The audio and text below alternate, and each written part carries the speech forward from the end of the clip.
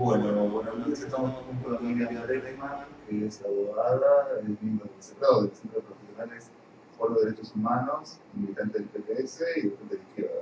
Exactamente. ¿Cómo está, Miriam? ¿Qué tal? Buenos días. Muy bien. Estamos cumpliendo, bueno, antes de ayer se cumplieron 6 años de la desaparición de Julio López, ¿no? Es extraño pensar este concepto, ¿no? La desaparición en esta contemporaneidad nuestra, ¿no? Y a vos te tocó vivirla muy de cerca. Vos eras abogada de Julio, de los querellantes, de Julio López concretamente hace 6 años. Sí, había distintos grupos de querellantes en lo que fue el primer juicio que se realizó después de la nulidad de las leyes de obediencia debida y punto final. Se realizó en la ciudad de La Plata en el año 2006 contra quien fuera uno de los jefes de la represión en la provincia de Buenos Aires, Miguel Osvaldo Checolás, que dependía directamente de Ramón Camps. Julio López había sido testigo ya en los juicios por la verdad que se habían realizado previamente cuando estaba imposibilitado el juzgamiento de esos crímenes, y cuando se abre esta causa, Nilda Eloy, Julio López y la Asociación de Exdetenidos Desaparecidos nos designan a varias abogadas para que los representemos, todas de distintos organismos de derechos humanos, para que los representemos en este juicio. Después además había otras querellas como la de Chicha Mariani. También estaba la PDH La Plata, bueno, otras querellas, pero específicamente nosotras representábamos a la asociación, a Nilda Eloy y a Julio López. Y bueno, Julio López, por eso no solo era testigo, sino que era querellante. Esto quiere decir que era una de las personas que le daba impulso a la causa y por las cuales iba a pedir condena específica para Miguel Osvaldo Checolás. Vos te reunías con él entonces para ir preparando los testimonios, para la preparación del caso. Tenías una relación de abogada con un representado, ¿es así? Sí, nosotros nos reuníamos como se reúne habitualmente con aquellas personas que uno representa.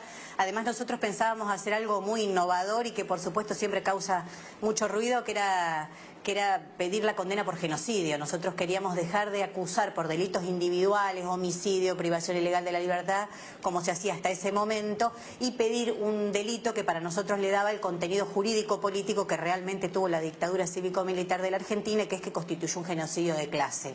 Bueno, esto que era tan innovador había que explicárselo muy pacientemente a aquellos a quienes representábamos para ver si tenían acuerdo. Julio tenía acuerdo y no solo eso, sino que la noche anterior, la del 17, habló con Nilda Eloy y le dijo que iba a estar muy temprano esa mañana en el tribunal porque él quería escuchar el alegato, sabía que íbamos a pedir genocidio, que íbamos a pedir en su nombre y esto lo ponía muy bien, ¿no? Esa era una de las cosas más notorias también, el hecho de que él antes de declarar, el día que declaró, él declaró en la misma audiencia que declaró la compañera Adriana Calvo de la Asociación de Exdetenidos Desaparecidos, y él insistía mucho antes de entrar a declarar con esto de la militancia. Él quería reivindicar su militancia, a pesar que en los últimos años ya no había integrado una organización política. Él nos decía que en su testimonio y en las reuniones de preparación previa, que él quería reivindicar su militancia. No quería llegar a la sala de audiencias como un testigo más. Y esto lo marco ahora porque me parece que en el contexto en que se está desarrollando políticamente este caso, donde algunos funcionarios dicen, aquellos que quieren sacar ventaja, Julio López entendía esta discusión en el marco de una militancia y quería reivindicar aquella militancia que él había tenido en la organización Montoneros. Por eso mismo, contame quién había sido Julio López, digamos, cómo es que llega a esta instancia de querer que se condene al genocidio de Checolás porque él mismo había desaparecido, había sido un detenido desaparecido. ¿Cómo llega a esta situación?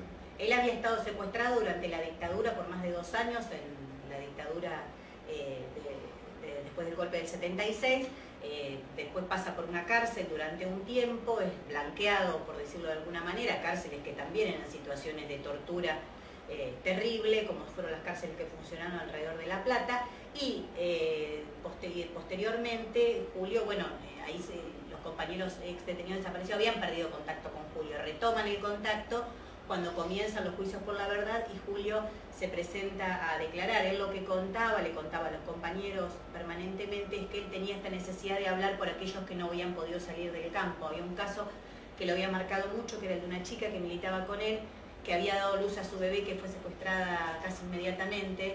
Entonces él quería declarar por esta chica y contó en su relato, cualquiera que escuche su testimonio, es muy desgarrador porque él cuenta todo lo que lo que esta chica Patricia del Orto le decía a sus torturadores, decía, déjenme criar a mi hija, quiero criar a mi hija, y bueno, esto a Julio lo quebraba permanentemente, estaba la familia de Patricia escuchándolo en la sala de audiencias, y esto era algo que a él lo conmocionaba mucho, ¿no? Reivindicar a toda aquella juventud, aquellos jóvenes. Él no era tan chico en aquel momento, el primer secuestro, por eso, bueno, ahora tenía más de 70 años cuando lo secuestran la segunda vez, pero sí los compañeros que militaban con él en aquella oportunidad, y esto es lo que él quería reivindicar. Es un testimonio cargado de referencias a la militancia, contrariamente a lo que ahora por ahí se quiere hacer ver. Sí, Julio era un albañil, pero como eran trabajadores todos y la gran parte de los desaparecidos que hubo en la Argentina. ¿Era albañil de la construcción o era albañil cuentapropista?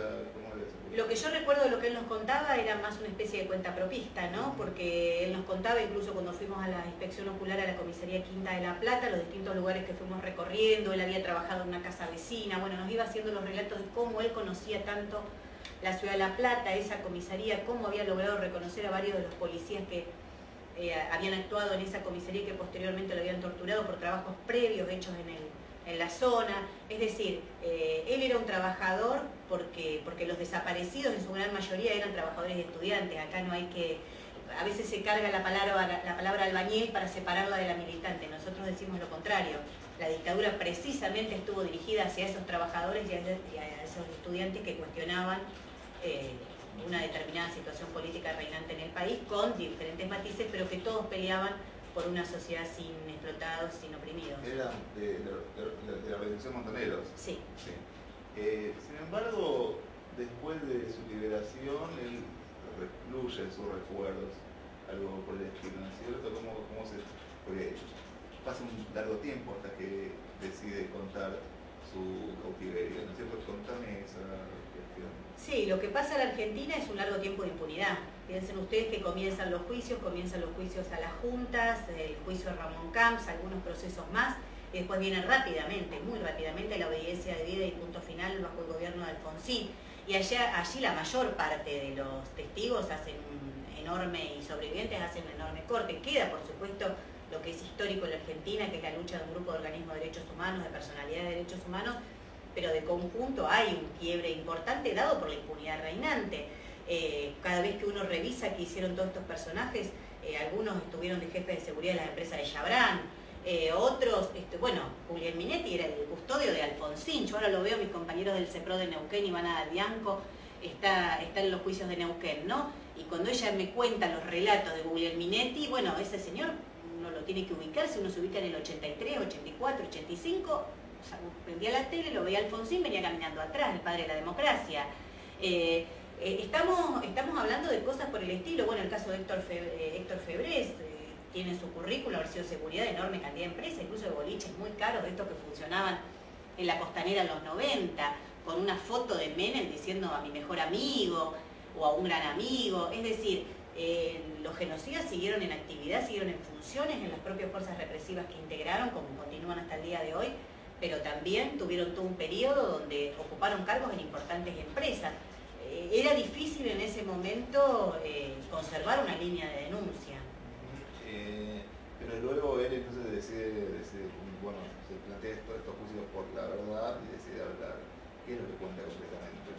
¿Cuenta de su cautiverio? ¿Qué es lo que cuenta sobre ese cautiverio? Sí, en La Plata se da un proceso muy importante porque los juicios de la verdad realmente se transforman en un fenómeno masivo, a pesar del cuestionamiento que muchos de los organismos le hacen sobre la imposibilidad de juzgamiento, ¿no? Era algo muy increíble porque es esto de ir y decir la verdad, es algo que ha propuesto Carrió muchas veces y a veces pasa desapercibido, algo que nos parece tan terrible ahora, pero es esto de ir y decir la supuesta verdad y bueno, y después me voy a mi casa como si con eso alcanzara, ¿no? Bueno, maté a tantos, violé a tantas compañeras, hice tales cosas, me apropié de su bebé y ahora me voy.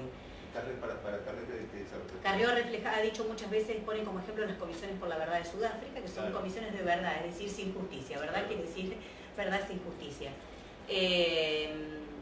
Entonces, los juicios a la verdad fueron muy cuestionados por esto, pero La Plata realmente se supo aprovechar esta instancia de una manera muy importante para ir acumulando pruebas. O sea, a la par de que se seguía luchando por la nulidad, los juicios de la verdad actuaron como un gran cúmulo de pruebas. Schifrin, uno de los jueces de La Plata, dijo en un momento, yo no me pensaba sentar sobre los expedientes, claro, porque en un momento era tanta la cantidad de testigos que iban a declarar, declararon, digo, hasta Graceli, Monseñor Graceri, hubo testimonios muy importantes. En la ciudad de La Plata declararon genocidas y con toda esa prueba después se incorporó a lo que fueron los procesos que vinieron, ¿no? Pero bueno, Julio se incorpora, o sea, se incorpora bastante tempranamente a estos juicios de la verdad, él va a declarar y su primer gran relato lo hace en esta oportunidad. Allí es donde... Ese es el relato que tenemos filmado, donde, ¿no? Donde se lo ve a él contando. No, el relato que aparece ahí filmando es el primero que él da en la etapa oral. Es el primero que da frente a los jueces cuando ya estamos nosotras allí acompañándolo hoy como sus abogadas. Esto fue años previos, fue alrededor, no recuerdo exactamente la fecha, pero habrá sido 99, más o menos. Bueno, entonces están estos juicios, después viene esta instancia. Entonces está este relato de Julio López que es muy tremendo, es muy potente, ¿no? De esta persona que a la vez no se le creía, ¿no? Porque había una cierta desconfianza con Julio López. No sé si recordás esta sensación que tenían algunas personas sobre su testimonio. Sí, esto también se fue creando posteriormente. Posteriormente también se fue creando para cuestionar la idea precisamente que podía estar desaparecido. Y el de Julio era un relato muy desde un lugar muy íntimo, desde él, ¿no? Y de una persona bastante mayor de la habitual de los sobrevivientes que venían declarando. Pensá que en ese juicio declararon los que fueron los sobrevivientes de la Noche de los Lápices, sobrevivientes de los centros clandestinos que militaban en la universidad en aquel momento. Julio era un poco como el mayor, incluso recuerdo que nosotros lo tratábamos como una persona mayor para nosotras mismas, ¿no?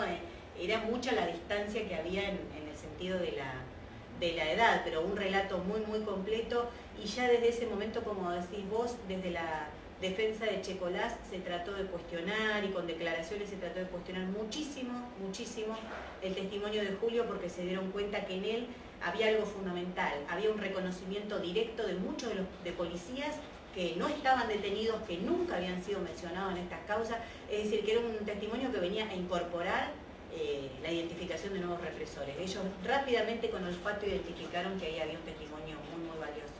¿Qué pasó el 18 de septiembre de 2006? Bueno, el 18 de septiembre llegamos, imaginarás, era el primer alegato, ahora ya hemos participado en Campo de Mayo, en 2 oportunidades en la ESMA, contra el cura Cristian von Bernig. Varios de nosotros ya tenemos una larga, podríamos decir a esta altura, participación en juicios de este tipo, pero aquel era el primero. En Capital simultáneamente se estaba haciendo el juicio al Turco Julián, un represor que actuó en la capital, donde allí era querellante del CELS, y nosotros estábamos con este proceso en La Plata. Así que bueno, con el nerviosismo propio que tienen estas instancias, la ansiedad por alegar a la mañana siguiente, un alegato compartido que íbamos a hacer entre 6 abogados, es decir, cada uno tenía una parte especificada.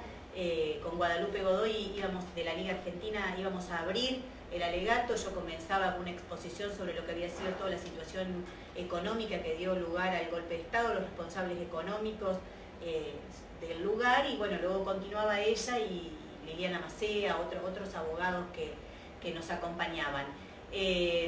Llegamos, estaba convocado, estábamos por empezar. Julio tenía que llegar para que aleguemos en su representación, no llegaba.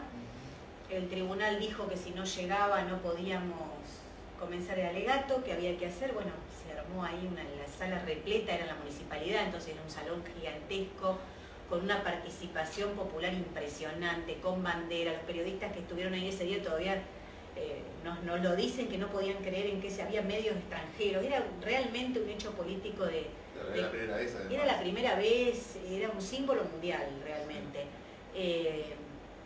Bueno, una cosa muy grande, la gente peleaba por entrar, era algo realmente que nos emocionaba a todos, pero Julio no llegaba. No llegaba, lo empezamos a llamar. En la casa decían además que justamente se había ido a pasear. Se había salido, nadie lo había visto salir, había salido. Pero lo habían visto irse a dormir. No, él se había quedado despierto a la noche un rato más. Había dejado la ropa preparada y todo, la ropa que había dejado preparada estaba, pero él había salido. Bueno, allí empiezan a buscar a una persona perdida. A las 2 horas, creo que 11 de la mañana, ya nosotros presentamos un habeas corpus pidiendo que lo busquen porque opinábamos que estaba secuestrado. Pero vos en ese momento con tus compañeros, otros abogados, ¿se les cruzó la idea por la cabeza en ese momento a Julio lo secuestraron? Era difícil porque era la primera vez. En un tipo, bueno, en Argentina hubo desaparecidos en Tablada, hubo en otro tipo de situaciones desaparecidos, pero muy diferente. En esta situación, o ligadas a la represión policial. Por eso no es que se encontró una persona tal cual en la dictadura, ¿no? Muy diferente. Sí, nosotros estábamos ahí, estábamos en la puerta del tribunal, te lo relato los hechos cómo fueron. Estábamos en la puerta del tribunal, estábamos todos, los periodistas venían y nos preguntaban cada 5 minutos qué van a hacer, porque estábamos debatiendo entre nosotros qué hacemos, ¿entramos y alegamos o paramos el alegato o cómo hacemos, o le exigimos al tribunal que nos deje alegar igual? Estábamos en esa discusión, íbamos y veníamos cada 2 minutos a la audiencia que no comenzaba porque teníamos que alegar. Y un periodista dice, bueno, pero ¿qué pasa? Entonces Adriana Calvo se da vuelta, es la imagen que todos tenemos presente. Adriana Calvo, que ya tenía su propia experiencia de haber estado secuestrada, de haber sido una detenida desaparecida, se da vuelta y le dice, Julio López está desaparecido, a las 2 horas. Porque creo que en ese instante se conjugó todo lo que veníamos viviendo en ese juicio. Costaba ponerlo en palabras, no es casual que lo haya puesto ella en palabras, la que había sido detenida desaparecida, la que conocía el circuito Camps, la que conocía cómo funcionaba esto y una de las principales referentes que venía denunciando que las patotas de Checolás seguían activas. No es una casualidad que haya sido ella con toda su experiencia. ¿Ya lo habían especulado entre ustedes esta posibilidad? No, de un secuestro no. O sea, Adriana fue la primera que dijo... Adriana a las 2 horas, sí, capaz que menos, dijo Julio López está desaparecido, el periodista casi se nos desmaya. ¿Cómo desaparecido? Y sí, está desaparecido. O sea, nosotros no dijimos ni por un minuto que Julio se había perdido, que podía estar perdido. Y si uno escucha los audios de ese día, del día siguiente, que al día siguiente fue la sentencia, nosotros ya estamos con carteles que aparezca Julio López. Al día siguiente estamos con carteles, a la mañana siguiente, es más, esto a la mañana siguiente con la próxima audiencia, estamos con carteles que diga que aparezca Julio López, vayan a buscar a Marcos Paz, vayan a buscar a donde está Checolás y su entorno. Se hizo exactamente lo contrario. Antes de continuar esto, ¿cómo sentías vos esto? Porque me imagino que era una cosa tremenda que tu representado que estaba protagonizando este hecho que vos decías histórico, multitudinario, popular, desapareciera. ¿Cómo sentías que esta posibilidad de que una persona desapareciera en el año 2006, ¿no? Pasadas décadas de la dictadura? ¿Qué te pasaba a vos? Tremendo, esa es la palabra. Para nosotros fue tremendo comenzar a hablar sabiendo que el compañero que iba a estar sentado atrás nuestro no estaba. Tremendo porque por las edades que teníamos, la mayor parte de las abogadas que estábamos alegando allí, no habíamos, yo vivía la dictadura obviamente, pero era muy chiquita. Ninguna había vivido la experiencia directa de la dictadura. Y sí, la palabra puede ser tremendo. Sigue siendo, ¿no? Cuando uno toma conciencia que esta persona estuvo con vos, que hicimos chistes de fútbol, que lo que uno hablaba cuando iba a él le gustaba hablar y contarnos muchas veces su relato y decir todo lo que iba a decir y cómo venía y lo que iba recordando. Y uno recuerda todas estas anécdotas y que de un momento a otro esta persona desapareció. Sí, fue muy terrible y fue muy terrible las primeras horas cuando nos decían, pero ¿están seguros? Pero por ahí no fue. Y vos decías, pero ¿entendés que Checolás va a ser condenado en un rato por su caso y que su testimonio? Bueno, pero hay que ver, o sea, incluso de buena fe había una necesidad de creer que esto no podía estar pasando. Era muy consternador pensar, ¿no? Que podía suceder eso en 2006, incluso bajo el gobierno que supuestamente estaba llevando adelante una política de derechos humanos, ¿no? ¿Cuáles fueron las primeras reacciones que tuvo el gobierno frente a esta desaparición? Y aplicaron el manual del kirchnerismo básico, fueron cambiando según las necesidades políticas. En un primer momento, negación. Incluso el primero que dice que Julio fue secuestrado, no recuerdo las palabras textuales, pero el contenido es que fue secuestrado y que podemos estar hablando de patotas de la bonaerense, Felipe Solá, que era el gobernador. O sea, con su ministro Onganian, tenían clara conciencia de que estábamos hablando, nosotros nos reunimos con ellos, marchamos y exigimos que nos atiendan a los 3 días de desaparecido Julio. una lluvia torrencial, nos quedamos parados a la puerta de la gobernación hasta que nos atendió con todo su gabinete, y en esa misma reunión nos preguntaron, bueno, ¿y ustedes qué quieren? Que nos den la nómina ya mismo de cuántos policías quedan de la bonaerense que estaban en funciones en el primer secuestro de julio y que lo siguen estando al día de hoy. Allí Arlañán contestó, allí o al día siguiente, contestó, no son más de 36. Cuando seguimos exigiendo la nómina eran 9.026, es decir, un batallón de casi 10.000 personas que seguían en funciones bajo este discurso de nosotros somos el gobierno de los derechos humanos. Tenemos 10.000 personas en solo una de las policías del país, tal vez la más numerosa, pero en solo una de las policías del país, que siguen estando en funciones y que estuvieron en la dictadura con 3.000 y pico, que habían estado en el periodo, creo que 3.700, en el periodo 76-78, donde, dicho por el ministro Arlañán, todas las comisarías de la provincia de Buenos Aires actuaron como centro clandestino de detención. Es decir, esos 10.000 tenían mucho que perder si este proceso de juicios de lesa humanidad avanzaba en el sentido que nosotros lo estábamos. Y todos habían participado de un modo u otra manera, o al menos habían sido activos de eso. Una de las cosas que se recuerdan con bastante, no bastante, sino con mucho, no sé si la palabra es dolor o perturbación, son las declaraciones de Eve de Bonafini, ¿no? Cuando sucedió la desaparición de López. ¿Qué es lo que dijo ella? Sí, lo de Eve fue, sobre todo en La Plata. Pensar que este hecho estaba ocurriendo en La Plata, donde Eve había sido un referente indiscutido durante años, incluso durante el gobierno de Alfonsín, ¿no? En la denuncia permanente por la no reconciliación, por la reivindicación de la militancia, o sea, elementos muy, muy importantes. Ahí es difícil catalogarlo porque Eve incluso se confunde, habla de otra persona. Ella sale a hablar de que, que fue testigo del casamiento y ella fue testigo de otro sobreviviente que también declaró en el juicio, que también fue un caso terrible, pero que está en La Plata en este momento. Hay una confusión de personas, pero el contenido de Eve también hay que verlo, porque ella dice una cosa en la plaza antes de entrar, entra a la Casa Rosada y sale diciendo otra. Ahí hay un dato que es significativo. Todo el que ha tocado a Aníbal Fernández cambió el discurso. Tocado de un sentido simbólico, no estoy diciendo que ha tocado en el sentido de por donde ha pasado Aníbal Fernández, ha dejado un discurso diferente del que había antes. Estos días volvió a surgir la misma discusión. Él tiene un interés muy concreto en esta causa porque, bueno, vos me preguntabas antes cuáles fueron las reacciones del gobierno. Aníbal Fernández nos recibió a los poquitos días también. Están en los diarios del momento, recuerdo Clarín, como mínimo hay una foto con quienes estuvimos en esa reunión, se puede buscar muy rápidamente para que vean esto. Una reunión que él dijo esto que sigue repitiendo al día de hoy, que no se puede descartar ninguna hipótesis. No descartar ninguna hipótesis, y este martes la catalogó después de una entrevista que me hicieron a mí, lo entrevistaron a él y él dijo que esa reunión fue desafortunada, desagradable, utilizó una palabra así.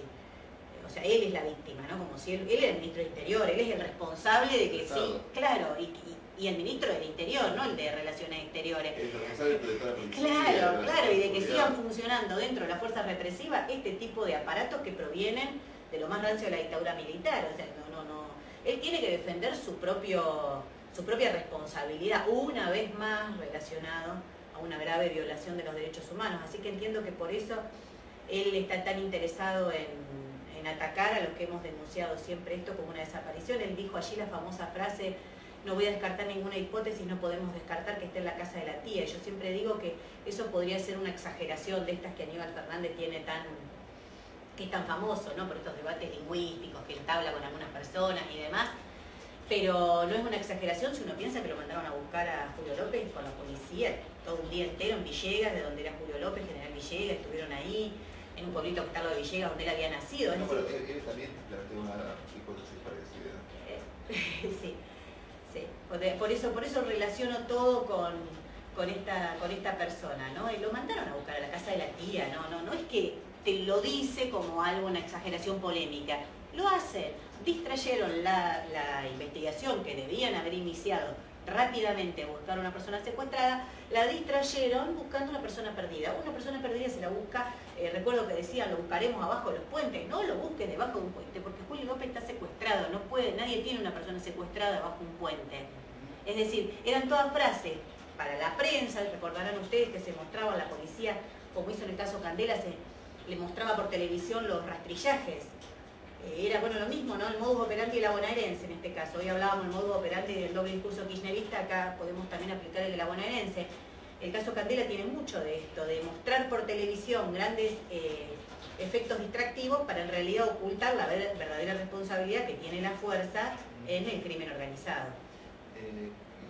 ¿Qué se sabe o qué se supone que pasó con Julio López? Hace poco, hace un par de días, leía, bueno, no sé si uno puede confiar o no en estas cosas, ¿no? De Alderete, Seferín, pero también uno puede pensar que... No se puede confiar. No confiar en absoluto, pero, decir, sí. Pero por ahí ante estas presunciones judiciales, este inicio de una cosa judicial contra él, por ahí empezaba a tirar datos que él suponía, él dice que estaba en Campo de Mayo. Bueno, de todo este tipo de páginas innombrables hemos tenido muchos ataques. Yo particularmente hemos sido muy atacados. Evidentemente, como hay en la causa alguna línea que relaciona con servicios de inteligencia y demás el secuestro de Julio López, algunas líneas serias estoy hablando, no de estas que dicen las videntes, que contrata la bonaerense. Evidentemente hay que tener mucho cuidado con repetir esas cosas. Se llegó a hablar de cosas monstruosas como el asadito en una página de un periodista bastante reconocido. Cosas muy monstruosas, pero que todas tienen como eje común sacar a la bonaerense del centro de la escena. Yo me acuerdo de campañas bastante importantes donde una página de estas decían a Miriam Bregman no le importa Julio López, a Miriam Bregman no le importa Julio López. Y vos decís, bueno, ¿a quién le puede ser funcional esto? Hay que tener mucho cuidado porque hay muchos intereses en desviar la atención de lo que se debería investigar como verdaderos responsables del secuestro y desaparición. ¿Cuál es la hipótesis que vos tenés o que tienen ustedes sobre La hipótesis sobre quiénes fueron la misma que dijimos el mismo día, que buscar en el entorno del Checolás en aquellos que tenían un móvil. Cuando uno hace una investigación tiene que buscar quién tiene un móvil. Ahora, ¿qué pasó con Julio López? Es una respuesta que nosotros nos vamos a negar a dar, como nos seguimos negando a responder qué pasó con los desaparecidos de la dictadura. Es el Estado el que tiene que responder qué pasó con Julio López. La responsabilidad entonces sobre la desaparición de Julio López es del Estado cuyo gobierno es el gobierno kirchnerista. Esa sería la ley. Sí, pero no es tan indirecta, porque después de 6 años de encubrimiento hay gente que tiene responsabilidad muy importante. Si yo te digo que Aníbal Fernández dijo en todos los medios de comunicación que hay 12 brigadas de la Federal buscando a Julio López, esta gente que dice que no hacemos nada, tenemos 12 brigadas buscando a Julio López. Las 12 brigadas, ¿sabes qué son? Son 2 policías con una computadora que no pueden abrir el CD para hacer el entrecruzamiento de llamados. Te podés reír si querés, porque es trágico y cómico.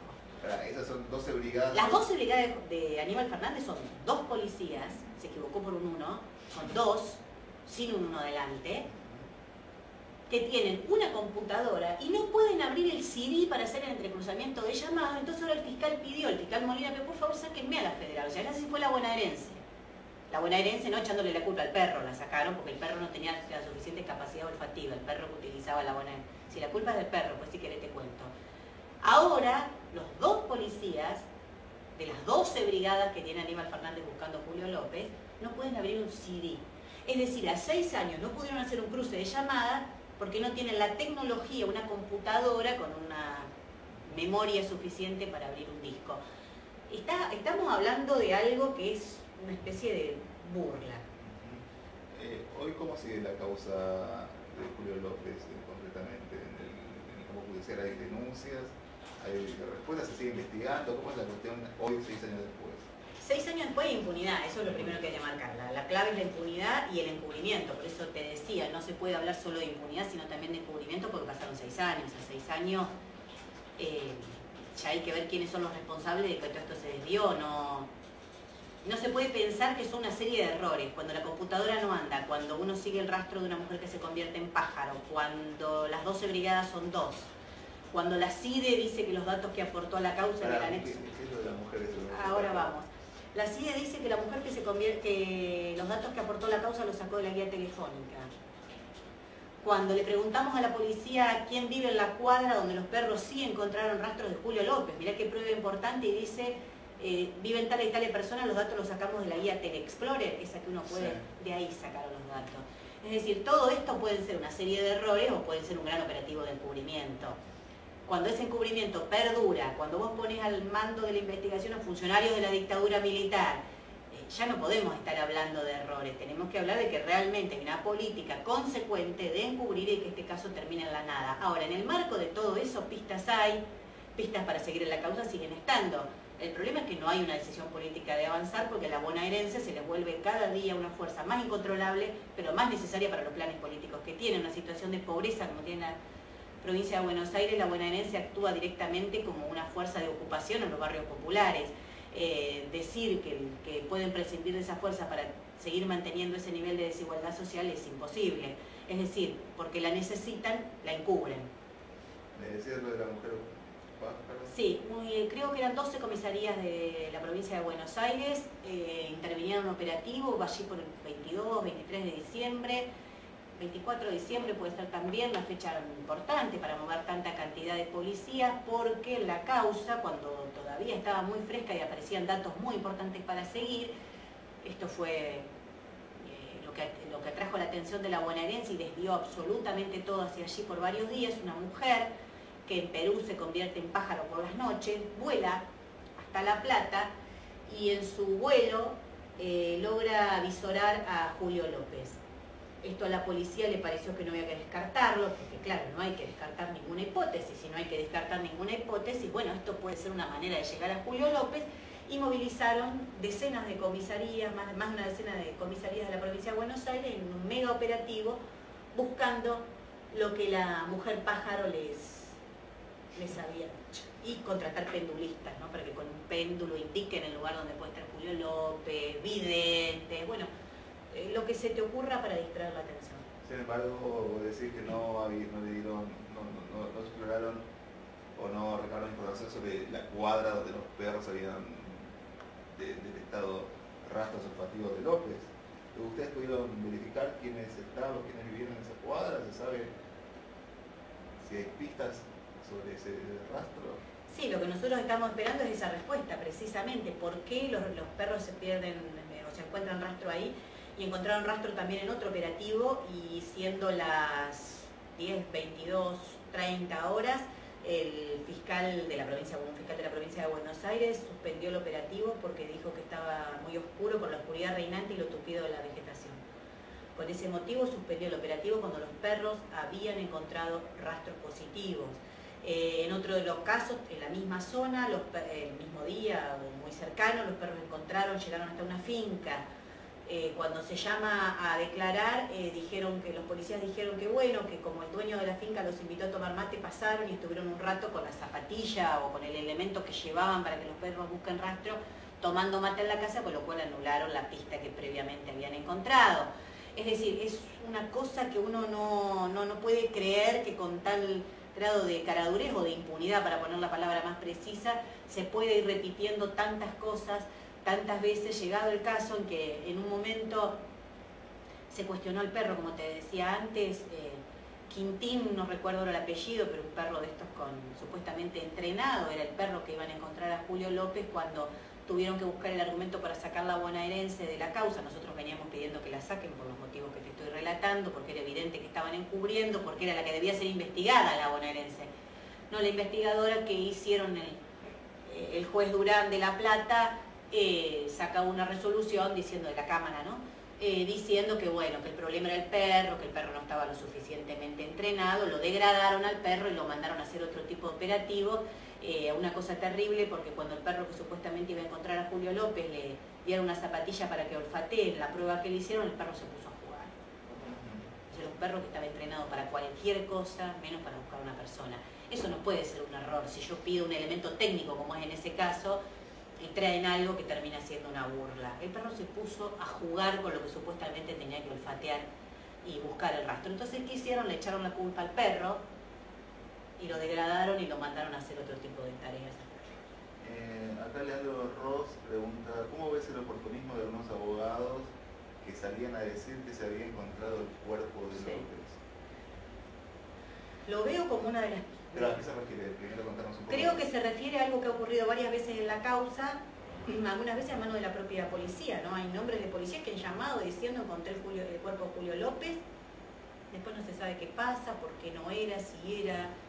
O sea, esto es una mecánica y en el último tiempo apareció algún abogado, tal vez ustedes lo recuerden, el año pasado, en el verano del 2011, en el cercanía del Parque Pereira Iraola, dijeron que el cuerpo de Julio López estaba enterrado en la estación de ferrocarril, se hizo un operativo, fuimos al operativo,